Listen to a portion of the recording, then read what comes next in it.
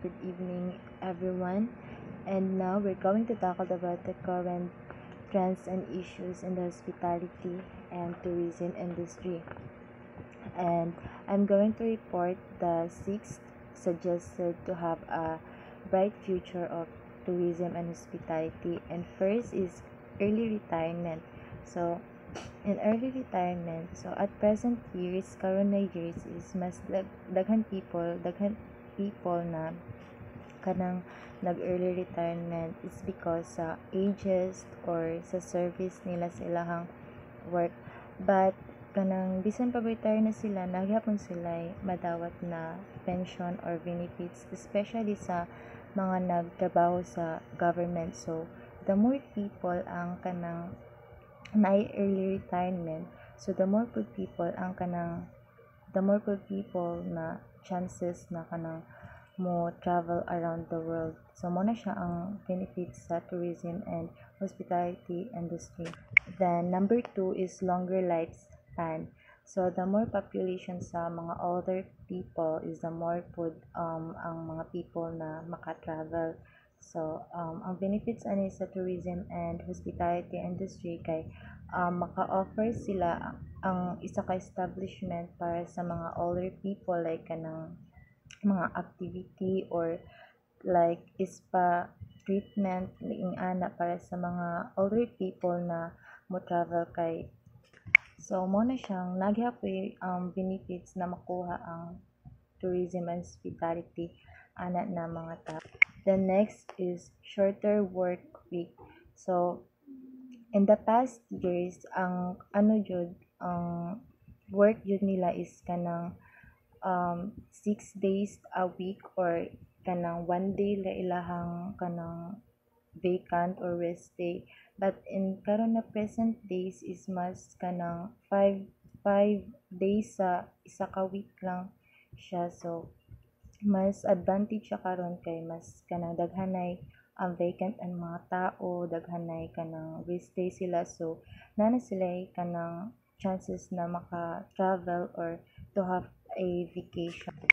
Kay kung sa isa ka semana or kaisa ra ilang rest day, so wala sila chances na maka-travel or makahimog rest day kay tungod sa kanang sa schedule. So mas advantage siya nga naay kanang short work week sa mga tao para makapag travel po sila. Then ang number 4 is greater disposable income.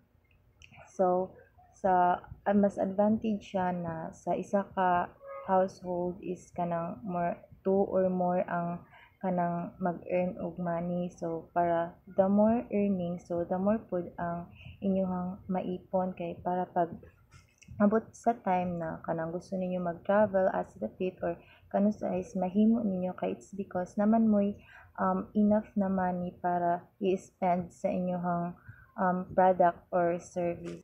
So mao na siya ang kanang important sa greater disposable income, kanang nakay enough na money para maka-travel ka kung kanus ani mo gusto to have vacation. The next is greater mobility. So mobility is mo na siya ang movement sa mga people.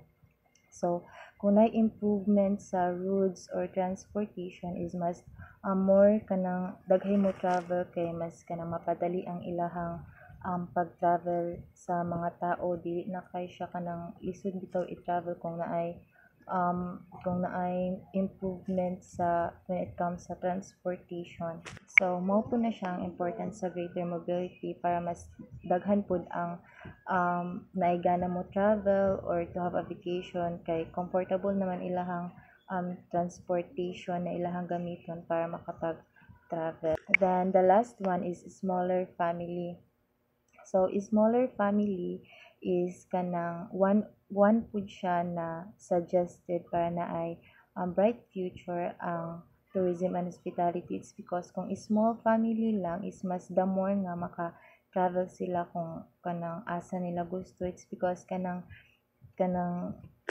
gamay ra ilahang ma-cost nga money or gamay ra ilahang ma-spend tungod sa kanang sa small sa ilang family compared sa kanang larger family kay tungod sa kadaghan so maglisod na og travel ing ana kay tungod mao ang advantage ang smaller families kontra sa larger family kay kung larger sa family maglisod ka og dala sa imong pamilya dito sa kung mag-travel ka tungod sa kanang kamahal sa transportation so kung smaller families lang is mas dali ra mo maka-travel kay gamay naman inyong magasto compare sa larger family. So mao na siya ang 6 suggested para na ay bright future ang tourism and hospitality para mas more siya mo grow. Issue in tourism hospitality. Although the future of tourism hospitality industry is bright, it's not without problems. Those pursuing careers in tourism hospitality will find necessary obtain knowledge without regard to number of issue. So in tourism hospitality is muna siya ang one of the fastest growing and active sector globally, but also faces numerous challenging that demand attention o kaning solution, innovative solution kay katong example ni kuya nga over tourism muna siya ang one of the issue for many years but wala siya natagaan og solution or wala nakita nga solution. And also katong example po ni sir nga sa tong sapataya nga dili na sila tagag tarong nga serbisyo katungod sa kadagag tao. Changing the demographics, the population of developed countries is aging. The median is now 33 years and is projected to increase in the coming years. This is an issue significant to the tourism hospitality industry. An older population has preferences that differ from those younger population. So, the aging population is developed countries is significantly is impacting the tourism and hospitality industry. So, while as median is nagataas siya, so ang mga businesses kailangan nila to adapt or to meet the older customer nga needs or ilang mga gusto or kanang mga preferences nila such as comfort or accessibility, because nowadays is kanang ano yun siya kanang lain-lain na yun siya mga gusto or mga preferences, especially katong mga younger nga mas gusto nila pilon ang katong mga mas pilon nila itong mga friendly products. Changing vacation pattern. Citizens in industrialized countries are changing their vacation patterns. The traditional once-a-year vacation of 2 weeks is declining in popularity for a growing number of people. Vacation is becoming shorter and more frequent. At present, more people usually plan mini vacation, adding 2 of their annual vacation days for 3 days holiday. So in this way, they can manage to get away for mini vacation of 5 days while using 2 actual vacation days. So ano siya? So ang nakasign nato nga 2 weeks vacation is nga kaysa ra may tabo sa tuig is dili na siya popular kay tungod vacation are more become shorter and more frequent for an increasing number of people, because nowadays many people typically combine 2 of their yearly vacation days into 3-day holiday weekend to take mini vacation. Market segmentation. A market segmentation is a marketing strategy that involves dividing a market into smaller groups or segment of a customer based on share characteristic. The goal of the market segmentation is to identify profitable customer segments and target them with a specific market strategies. And also, market segmentation allows you to target your content to the right people in the right way, rather than targeting your entire audience with a generic message. This helps you increase the chances of people engaging with your ad or content, resulting in more efficient campaigns and improved return on investment. Next is frequent guest program.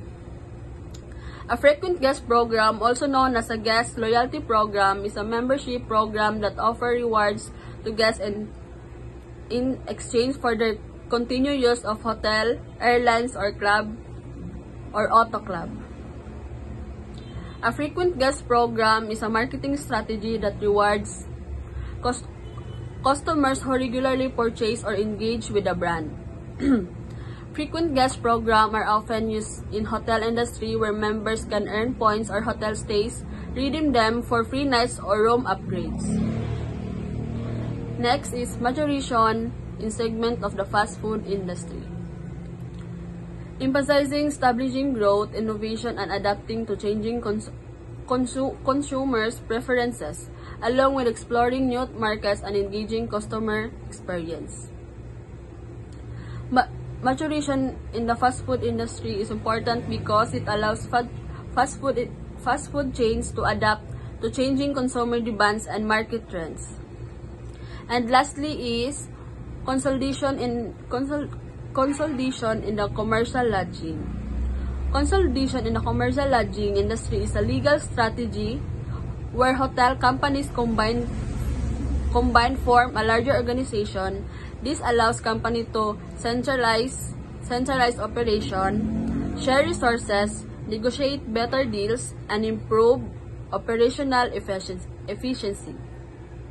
And also, it allows hotel companies to centralize operation, share resources, and leverage their combined sizes to negotiate better deals with the supplier and distribution channels.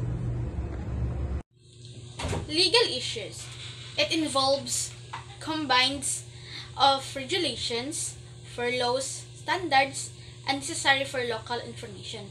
This due guest labor laws, health battery, and consumer protection of our laws and environmental regulations. So mo na siya ang ato mga legal issues sa tourism and hospitality, kining environmental regulations o kanang consumer protection laws o kanang health battery. Yun po yung mga ano natin. Next, liquor liability. It is going to help and protect your business. Any event somebody that you sells alcohol and makakatulong din sila sa ating businesses. They can pay against local pays or settlements and to help our damages in our businesses. Yun po yung ibig sabihin ng liquor liability. Ethics and tourism and hospitality. Ethics issues in this industry arise due to direct impact on people, cultures, and environment. Ethical responsibilities include fair treatment of guests, employers, and communities as well as sustainable practices. So yan yung ethics and tourism and hospitality. And human resources issues, ito yung mga nakakaapekto. Ito yung nakakaapekto sa human resources issues like liquor liability and ethics of behavior. Yan yung nakakaapekto sa ating resources. Sexual harassment. Sexual harassment may be defined as unwelcome sexual advances, requests for sexual favors, and other verbal or physical conduct of sexual nature that take place under any of the following condition. First, we have submission is made a condition of the person's employment. Second is submission to or rejection of such conduct is used as a basis for employment discussion affecting the person. It is unreasonable, interferes with the person's work performance, or creates an intimidating, hostile, or offensive work environment. Most cases of sexual harassment involve complaints by females about co-workers or superiors. In the last 10 years, the number of cases has grown because its increasing number of women have become willing to speak out. Institute a strict policy banning all forms of sexual harassment in the workplace. Development appropriate training programs for managers and employees so that will understand and become sensitive to the nature of sexual harassment. Establish procedures for handling all complaints promptly, fairly, and in a sensitive manner. So, employee turnover. Employee turnover is one of the major issues of comforting manager tourism as well to enterprises. In short, ang kaning employee turnover is the number of employees who leave a company during a specific time period and replaced by new employees, and also it can be voluntary. There are 3 types of employee turnover. First, you have voluntary turnover. Employees leave by choice, resignation, and retirement. Muna sila ang mga employees nga proper ilahang paglakaw or paghawa sa isa ka trabaho. Second is involuntary turnover. Employees are terminated or laid off. While ang involuntary turnover is kanang murag dili ka ready nga mohawa sa isa ka trabaho bitaw kay ikaw ang naisala or ang company ang nagpahawa sa imo. Muna siya ang pasabot sa involuntary turnover. Third is internal turnover. Employee transfer within the company. Kibali mo na siya ang kanang ma-promote bitaw kasi sa katrabaho. Tapos kay ikaw nga nahatag ang posisyon, kibali mangita na pud sila kanang ikapuli sa imuha. Muna siya ang pasabot sa employee turnover. Ang employee assistance plans or EAPs are included in the discussion of major issues in the tourism and hospitality industry because they are one of the secular steps to pay attention regarding the problems or their employees. Ang employee assistance is a workplace program that provide employees with support for personal issues that may affect their job performance or well-being. For example, if ang employee is maka-experience og stress or mental health issues, ang kaning employee assistance plan can also help employees with substance abuse like financial problems or family issues. In short, ang employee assistance program are crucial tool for employees because they manage personal problems that might otherwise impact their professional performance and personal life. Overall, well-being of employees kay if dili nato i-support ang mga employees, dili sila maka-function properly sa kanilang role as an employees. Employee empowerment. In some tourism and hospitality establishments, managers have developed rules and procedures that employees are directed to follow. So, kini nga topic, ang manager kuno is maghatag ka ng task sa ilahang employee aron mo'y trabaho nila ang ilang buhaton, and also anapod sila katungod aron og pananglitan or manobra ang customer or daog-daogon sila na sila katungod nga mureklamo kay siyempre gahom sa nila aron dili sila madaog-daog. Operation issues. The operations issues include automation, smoking, non-smoking areas, sanitation and public health, and recycling solid waste. So, sa inyong kanang establishment, kinahanglan na agi kanang smoking area para dito manigarilyo itong mga smoker. And then, sanitation and public health is kanang, for example, na emergency, na makuyapan. So, naay katong area dito na mga medic andon para mas madali ra or mahatagan na first aid. And then, recycling solid waste is, siyempre, proper waste disposal. Automation. Automation is the process of using electronic and mechanical equipment and machinery to complete some or all of the tasks associated with a given enterprise.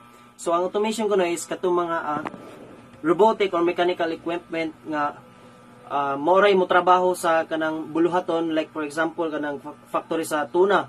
Ang pagbuhat na is kanang mga mechanical equipment ra, mas mapadali ra, and then to increase the speed of work and also to reduce the cost of work. So, automation will affect the industry principally in 3 areas, namely, number 1 is communications. Business travelers frequently change their itineraries to suit their changing requirements. Much time at present is lost in making alternative arrangements through vendors or distributors from payphones, hotel rooms, or secretaries' phones. So, sa kini nga area is, through automation, di na kinahanglan ka nang muadto ka silang agency, personally, aron makig-istorya, mangutana kag ng mga clarifications, or sa hotel, mag-inquire ka sa hotel, di na ka maadto sa ilahang ka ng hotel para mag-inquire, through automation or gadgets, pwede na nimo siya inquire na i-apps na nimo i-download, and then dito ra ka magkuhan, din gusto ka mag check in, dito ra ka magbayad, din ikabot mo dito largo na ka sulod. So mo na nakakuan no, di na ka mag less hassle, and then di na ka mo personally makig-communicate sa ilahang sa imong gusto nga adtoon or agency nga imong adtoon. Next is interactive CRTs. Interactive television is now being used in some cities. Within a few more years, more cities will be using it. It is possible that much of the orders placement process will be shifted to interactive television. So, CRT means scatter ray tube, a vacuum tube that displays image on a phosphorescent screen. Like for example, sa airport, kabanda mo ng television dito nga nakasangit sa babaw, tas na nakabutang dito sa mga schedule sa flight. So, through dili na mangutan ng mga tao or dito sa kanang table aron makabalo pa sila. Pagtanaw na sa television or sa CRT, mabala na lang ang mga flight dayon. So, mas mapadali ang ilahang pagbiyahe. Lastly is elimination of tickets. There is no longer need for the traveler to carry an actual document for an airplane seat or a hotel reservation. So, through sa online na ka mag-booking, like for example, gusto ka magkuha ticket kay Lakaw. Di na ka madto sa branch nila or magkuha pa ng ticket. Nanay ka ng online or app or kuhan ka sa automation nga kanang di na ka madto din online na ka dito mag-ticket, and then dito rasad ka magbayad, and then sa hoteles online booking rasad ka dito ka mag-check silang kuhan ug nindot bailahang kanang accommodation dito ra ka magtanaw sa kanang television or CRT. So, smoking na smoking areas. As more and more customer of tourism hospitality, entities demand smoke-free areas. So, example, isa ka establishment is ka-offer sila og kanang na smoking area og na smoking area para sa ang uban mga kuan turista nga manigalyo is makapas sila ba komportable sila magstay ato nga lugar. Ito. Sanitation and public health. A very important issue in food service is sanitation. As we all know, ang every maghugas ng gamot or after na manghilo dapat na ganay sanitation para ma-sure ginato ang mga makagaw nga dito makita mga microorganism is mapatay gid sila. Labaw na kita mag-serve tag food after na to maghugas dili na kanang sapat nga magkuan ta maghugas ng tagamot, dapat i-sure dapat after na maghugas magkuan kita sanitation para ma-sure na to ang pag-serve sa pagkaon is safety. Recycling solid waste. In previous years, there has been a gradual closing of the landfills that were used for disposing solid waste and a growing awareness of the harmful effects of either burning solid waste or dumping into the sea. Daghan establishment nga nag-practice og proper waste disposal para malikayan ang pagtambak sa mga basura, like anang kuan pagbutang sa isa ka restaurant nagbutang sila malata og di malata og recyclable. Kay ang purpose is ang mga kung sa malata lang dito ra magtapok ang mga hugaw nga kanang makabuog microorganism ya. Ang katong mga plastic sa kuan katong di malata is recycle pa niya, makatawag para sa mga makabot og laing gamit para sa kuan like sa kuan sa botilya makabuat kanang mga botilya is magamit pa na sila og flower base ana nya tungod ana makatawag para sa kuan kanang pag-prevent sa mga sa paglabi sa mga kuan sa mga basura sa dagat is matabangan na to nga ma-prevent ang kanang paggubas sa mga coral o papatay sa mga isda. Consumer affair issues. The consumer affair issues are fire safety, truth in menus, and diet, nutrition, health. Fire safety has always been an important issue in the tourism and hospitality industry. In earlier centuries, taverns, inns, and hotels were usually constructed of wood regularly destroyed by fire. So, sa una daw is ang mga kuan daw mga accommodation is gibuhat accommodation restaurant is kuan lang gibuhat lang siya sa mga kahoy sa ng panahon niya. Tungod ana sa gamay nga kalayo dali ra masunog ang sa kalugar nya daghang tao nga namatay og nakakuan nga disabled. So karon gina-practice nga kuan sa modern is gina-practice lang fire safety kay para katong nga pangitabusan ng panahon is di na maotro or ma-reduce ang kanang kuan fruit in menus. So ang kuan na example na is kanang kuan isa ka restaurant kabutang sila menu nga ibali omelette with lobster. So dapat if pag-serve ana nga kuan kana nga pagkaon is naging kayo makita nga lobster ana sa imong omelette nya. Another example is kanang kuan ikaw as a waiter nya na isa ka kuan nyo kanang murag sukin ana nyo ba nga na siya yung usual order nga kuan kina pero may ginabalik nya kanang nga kuan yung usual nga gina-order is yung gibag og gamay before siya magkanang kung pag makita mo siya otro mag-order siya niya nga kuan putahe dapat imo siyang gipandaan kanang ingnon mga kani nga putahe isa mong gibag og gamay. Diet, nutrition, and health. Since the public is very much concerned about their healthy diets, ang uban restaurant is